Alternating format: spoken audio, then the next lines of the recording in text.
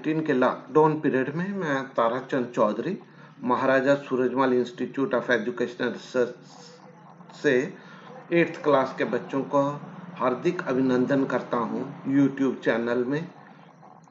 इस चैनल में आज हम बात करेंगे बेंगल सेलर की, जो क्लास 8th की पोइम है। और इस पोइम में जो ऑथर है, जो पोइट है आपकी पोइम को लिखने वाला, वो है Sarojini Naidu.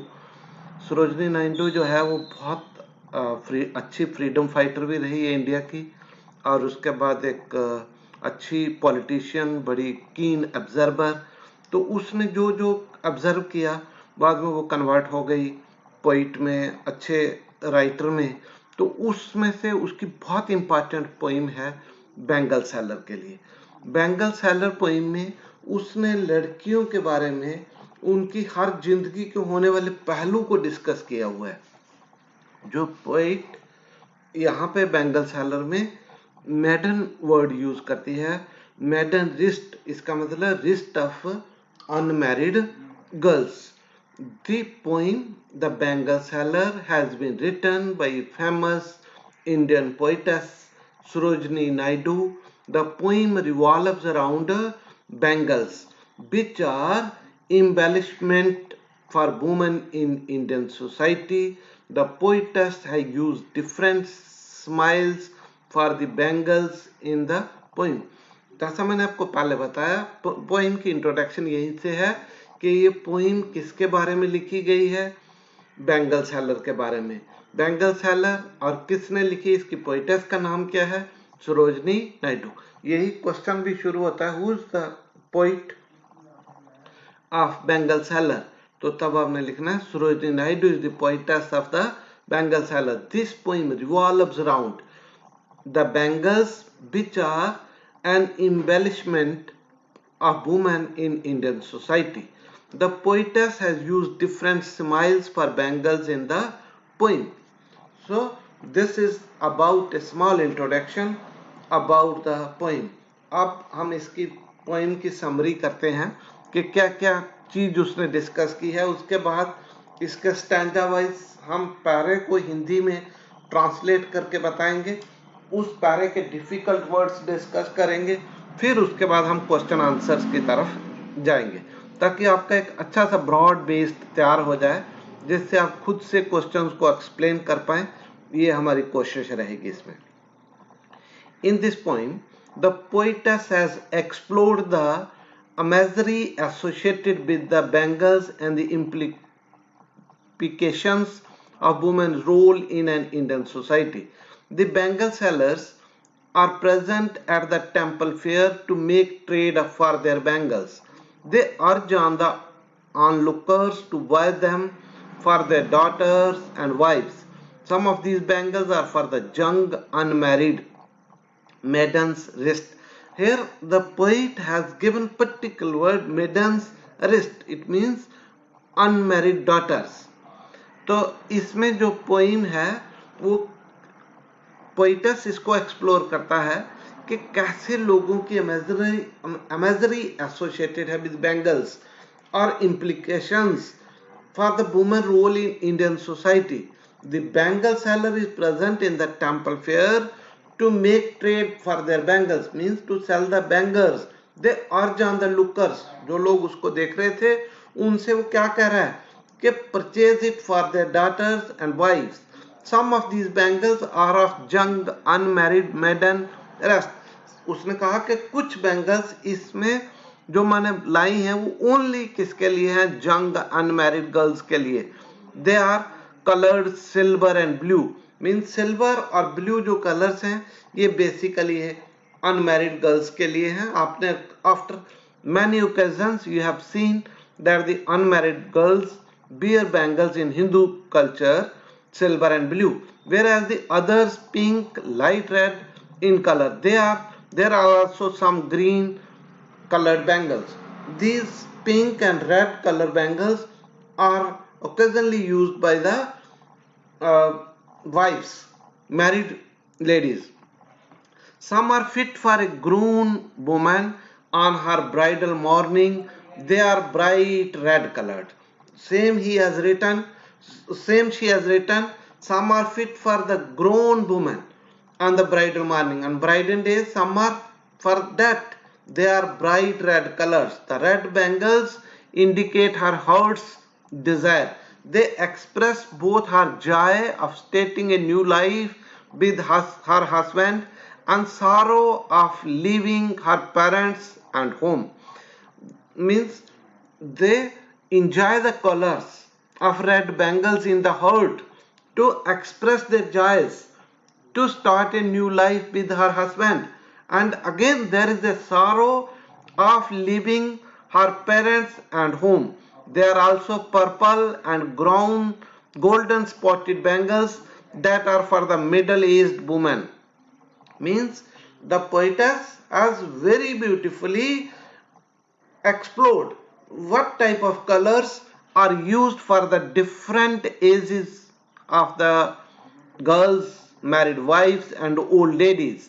Means he has said that the silver and the blue color is used for the maiden wrist, whereas the married or bridals use red color, whereas the purple and golden spotted bangles are for the middle-aged woman who has raised her children well and has remained faithful to her husband and family.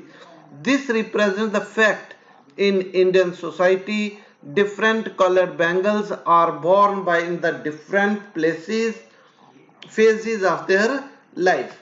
Para 1 का अगर हम हिंदी अनुवाद देखें तो इसमें हमें ये बताया गया है, हम चूड़ियां बेचने वाले हैं जो मंदिर के मेले में, यहाँ चमकाला लिखा है बट ये चमकाली कर लो, इसको चमकीली चूड़ियों के वजन उठाते हैं। इन कोमल चमकदार और इंद्रधनुषी प्रकाश वाले दायरों को कौन खरीदेगा जो सुखी बेटियों और पत्नियों के लिए उज्जवल है। ये इसने कलर बताया कि इतनी चमकवार। फर्स्ट पैराग्राफ में फर्स्ट स्टैंजे में जो वर्ड्स उसने यूज किए हैं वो डिफिकल्ट वर्ड्स हम इसमें एक बार डिस्कस कर लेते हैं हिंदी में ताकि आपको अच्छे से समझ आ जाए। बैंगल सेलर्स मीन चूड़ी विक्रेता या चूड़ियां वाला। सर्कल्स दायरे या वृत्त। शाइनिंग मीन चमकीली चमकदार। लोड्स मीन्स उनको इकट्ठा करके बार बोझ। डेलिकेट नाजुक। रेनबो अपने में इंद्रधनुषी रंगों को रखने वाली, इंद्रधनुषी रंगों युक्त, ये इसका मीनिंग है रेनबो। टिंटेड लस्ट्रस चमकाला चमकीली चमकदार। टोकन्स निशान। रेडियंट मीन्स उज्जवल भविष्य। पैरा 2 में कहता है कि अगर इसका हिंदी अनुवाद देखें, कुछ कुंवारी कन्याओं की कलाई के लिए मेल खाती हैं, कुछ पहाड़ी धुंध की तरह चांदी जैसी और नीली हैं, कुछ चमकीली चमक से चमकती हुई ऐसी लगती हैं जैसे शांत किनारे पर जंगली नदी, कुछ ऐसी है जो फूलों के साथ पैदा हुए नन्हे पत्तों के समान पारदर्शी, साफ सुथरी और अपनी शान से चमकती हुई लगती है। इसके difficult words. Meet maidens means कुंवारी कन्या। रेस्ट कलाई। मणिबंध। मिस्ट मीन धुंध कोरा फ्लश्ड। चमकीली चमक से चमकना बर्ड्स। कलियां कोमल्स। यहाँ पे ये वर्ड्स उन अनमैरिड गर्ल्स के लिए कहता है जिनको अपनी लाइफ मैरिड के बाद सेटल करनी है। ट्रंकिल शांत। ब्रो बहाएं। ललाट किनारा। वुडन लैंड स्ट्रीम जंगली नदी। एंग्लो चमकता हुआ। क्लीव्स तोड़ना। ब्लूम मीन्स फूल। लिम्पड पारदर्शी। इसको साफ शुद्ध स्पष्ट। ग्लोरी मीन शान। फिर आगे वर्ड्स मीनिंग कुछ रह गए थे जिनका सनलाइट कॉर्न धूप जैसी। बाली के खेत गेहूं के खेत। ब्राइड दलन ब्राइडल मॉम दुल्हन का सुबह। टिंकिंग टनटनाट जो बैंगल्स की आवाज होती है। ल्यूमिनस प्रकाश युक्त चमकीली। टेंडर मीन मृदल या कोमल। ये हम लोगों ने इसका डिस्कस किया है। तो यहाँ पे हमारे पास अगेन कुछ वर्ड्स हैं जिसमें जैसे हम कर सकते हैं वर्ड मीनिंग। पर्पल मीन्स बैंगनी, गोल्ड फ्लैक मीन्स सुनहरी बिंदुओं के साथ धब्बेदार, ग्रे स्लेटी रंग, चेरिश्ड पालन पोषण करना, for her who has journeyed through life, अधेड़ उम्र की महिलाओं के लिए लिखा हुआ है, for her who has journeyed through life Midway, उनकी एज को दर्शाने के लिए पोइटस ने ये वर्ड यूज किए हैं। चेरिश्ड मीन्स पालन पोषण, ब्लेस्ड धन्य सुखी, क्रेडल्ड झूला झूलते हुए, फेथफुल विश्वसनीय, ब्रेस्ट छाती, अंतकरण फ्रूटफुल सफल, हाउस होल्ड कुटुंब परिवार, प्राइड। ये छोटी छोटी बातें थी जो इसमें डिस्कस थी। तो अब इसका फर्स्ट क्वेश्चन जो था वो फिलिंग आपको टिक करना था राइट आंसर, जैसे first dash carry bangles affair on donkeys, तो इसमें ए पार्ट था बैंगल सेलर, बी पार्ट था priest, so answer is the bangle sellers carry bangles affair on donkeys. Again second इसमें है dash will buy these bangles, happy daughters and wives, sad daughters and wife, जिन लोगों की बेटियां खुश हैं, wives खुश है, they purchased, तो सो सेकंड का answer is a part, means happy daughter and wives will buy these bangles. The word delicate is a verb adjective adverb, so it is delicate is a adjective, means adjective में क्या होता है, it qualifies the noun, तो इसलिए हम इसको क्या कहते हैं, एडजेक्टिव। ये था समरी बैंगल सेलर के लिए जो मैंने आपको छोटी छोटी बताई। फर्स्टली इसकी हमने इंट्रोडक्शन ली, फिर उसके बाद इसमें समरी किया, समरी के बाद हमने स्टैंजा वाइज इसको हिंदी में अनुवाद किया, और स्टैंजा वाइज हमने डिफिकल्ट वर्ड लिए। I hope you have understand these words and you learn it। तो कल हम इसके क्वेश्चन आंसर्स भी आपको पोस्ट कर देंगे। I hope you are staying at the home and enjoying the COVID-19 lockdown period. With this, your study time will not be wasted. Thank you once again, students. I hope you will do better.